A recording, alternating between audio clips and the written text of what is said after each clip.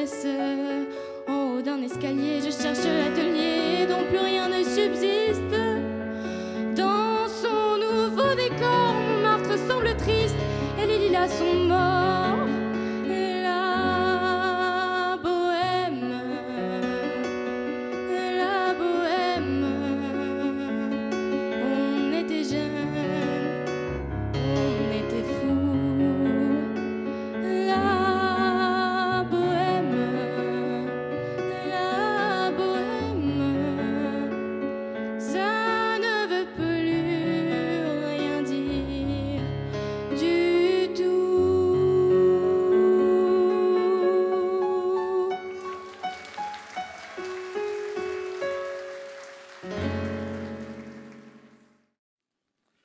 Mesdames et messieurs, monsieur le député, monsieur le sénateur, mesdames et messieurs les élus, mesdames et messieurs les représentants des institutions, mesdames et messieurs les partenaires associatifs, éducatifs, culturels et économiques, chères Senonnaises, chers Senonnais, chers amis, je suis vraiment très heureux, mais ému aussi, puisqu'on arrive à l'issue d'une période, de vous retrouver ce soir au Rocher de Palmer, lieu emblématique de notre ville, lieu de culture, de rencontre et de dialogue qui a fêté ses 15 ans d'existence. Je vous remercie chaleureusement pour votre présence qui témoigne de votre attachement à ce nom et à la vie collective. Je souhaite également adresser un remerciement tout particulier aux jeunes de l'École municipale de musique de Senon qui nous ont offert ce soir une prestation de grande qualité. Je crois qu'on peut encore les applaudir.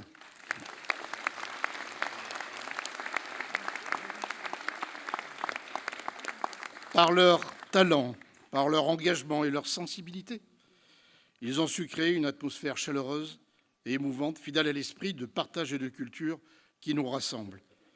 Je salue également, évidemment, les professeurs, les enseignants, les encadrants qui les accompagnent au quotidien et qui contribuent à faire vivre la culture à Senon, notamment la nouvelle directrice, Loubna Aftati, que je vous demande d'encourager. Elle fait ses débuts ici.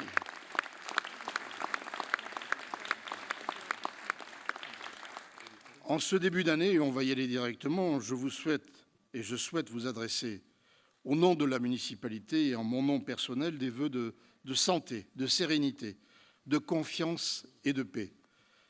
Des vœux essentiels, guidés par l'attention portée à chacune et à chacun.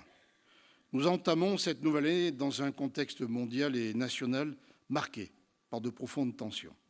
Les conflits armés, les crises humanitaires, les fractures sociales, ou des crises humanitaires, j'ai une pensée comme vous pour l'Ukraine, mais aussi pour la Palestine, les inquiétudes économiques nourrissent parfois l'angoisse, le doute, voire le repli sur soi. Ces réalités, nous les connaissons. Nous pouvons parfois les ressentir jusque dans nos vies quotidiennes. Et cela nous confère, à nous, municipalité, une responsabilité, celle d'être ici, à votre écoute. Mais ces périodes troublées nous rappellent aussi une chose fondamentale.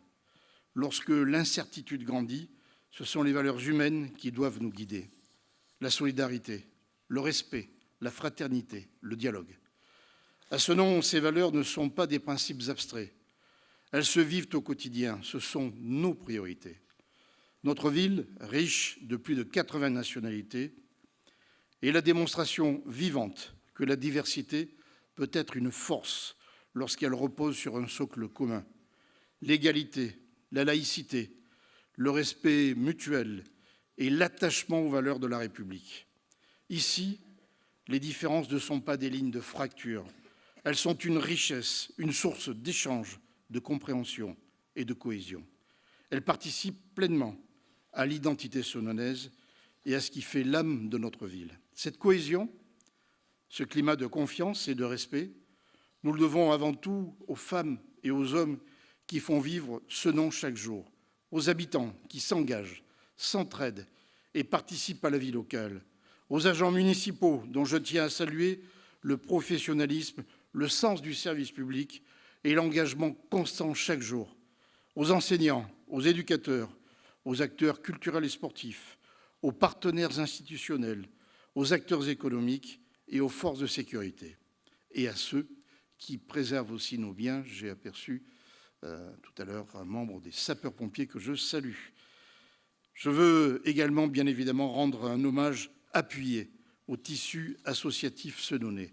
Avec près de 450 associations et plus de 11 000 bénévoles, Senon peut compter sur une énergie humaine exceptionnelle.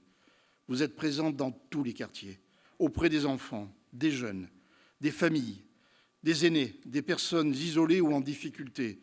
Vous êtes les piliers du lien social.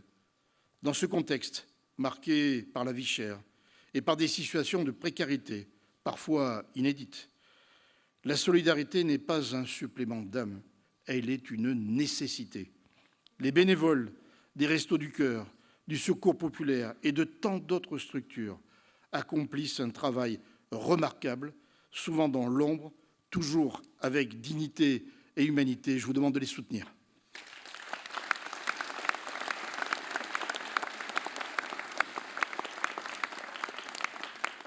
Je pense également aux nouvelles associations comme un rayon de solidarité et Unir pour réussir, qui sont totalement investis pour les plus fragiles. La solidarité, c'est aussi la capacité d'une ville à ne laisser personne au bord du chemin, à être attentive aux plus démunis d'entre nous, à accompagner celles et ceux que la vie met à l'épreuve. La santé est également au cœur de nos préoccupations collectives. Elle conditionne l'autonomie, la dignité et la qualité de vie de chacune et chacun. Pouvoir accéder à une écoute, à une prévention et à un accompagnement de qualité est un enjeu fondamental, quel que soit son âge ou sa situation. À l'échelle locale, la santé ne se limite pas aux soins. Elle englobe la prévention, le bien-être, la santé mentale, qui est un vrai sujet aujourd'hui, l'attention portée aux plus fragiles, aux personnes isolées, aux enfants, à nos aînés, aux personnes en situation de handicap. Elle repose aussi sur l'engagement quotidien de nombreux professionnels, partenaires et associations que je tiens à saluer pour leur mobilisation au service de la population. C'est dans cet esprit que je souhaite évoquer un sujet grave et essentiel, les violences faites aux femmes. On a malheureusement encore aujourd'hui un fait qui est terrible et qui vient d'être révélé par une femme qui a subi des violences incroyables. Chaque année, des femmes sont victimes de violences, parfois jusqu'à l'irréparable. Ces violences rappellent que l'égalité entre les femmes et les hommes n'est jamais définitivement acquise et qu'elle exige une vigilance constante. À ce nom, ces mots prennent une résonance particulière depuis le 9 janvier 2025, car c'est la date à laquelle l'une des nôtres, Nasrine, agente de la ville, a perdu la vie, victime d'un féminicide. Ce soir, nous affirmons simplement et solennellement que nous ne l'oublions pas. Et à travers elle, nous n'oublions aucune des femmes victimes de violences. Nous pensons à ses enfants, à sa famille, à ses proches, à ses collègues et à toutes celles dont la vie a été brisée. Parce que le silence est souvent douloureux et que le respect et la dignité doivent rester des valeurs non négociables. Lutter contre les violences faites aux femmes, c'est défendre les valeurs fondamentales de la République. Dans un monde marqué par des conflits et des fractures, je souhaite également exprimer un vœu essentiel, un vœu de paix. Paix entre les peuples, là où les armes continuent de faire trop de victimes. Paix dans nos sociétés face aux discours de haine et de division. Paix dans nos villes et dans nos quartiers, dans le respect, le dialogue et la compréhension mutuelle.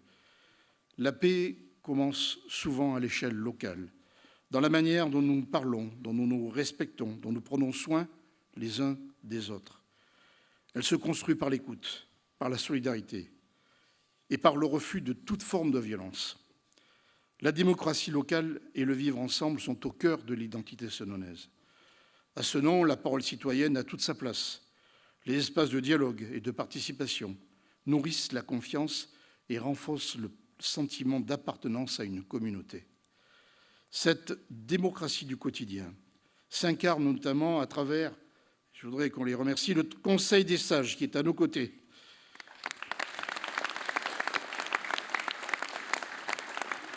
qui apporte son regard, son expérience et sa mémoire. Et à leur côté, le Conseil municipal des enfants,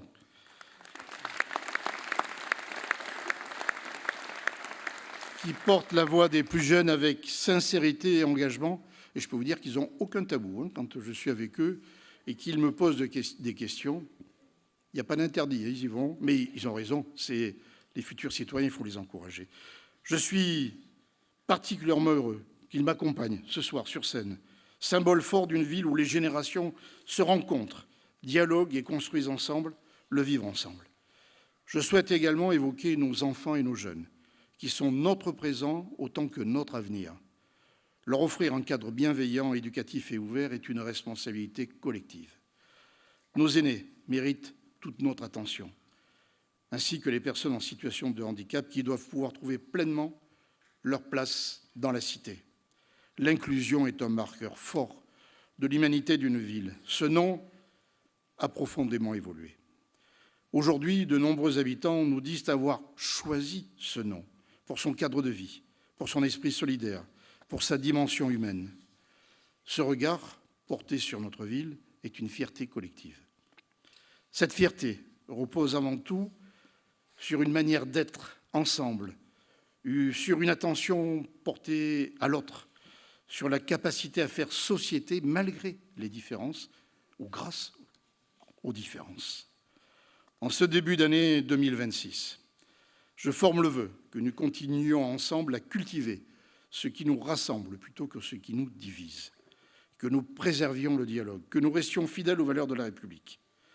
Je vous souhaite une année faite de petits bonheurs quotidiens, de projets personnels épanouis et de moments partagés heureux.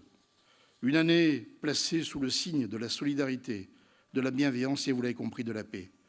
Continuons ensemble à faire de ce nom une ville humaine, une ville solidaire, une ville accueillante. À vous toutes et à vous tous, chers habitants, chers amis, Madame, Monsieur, je vous souhaite une belle année 2026. Vive ce nom, vive la République et vive la France!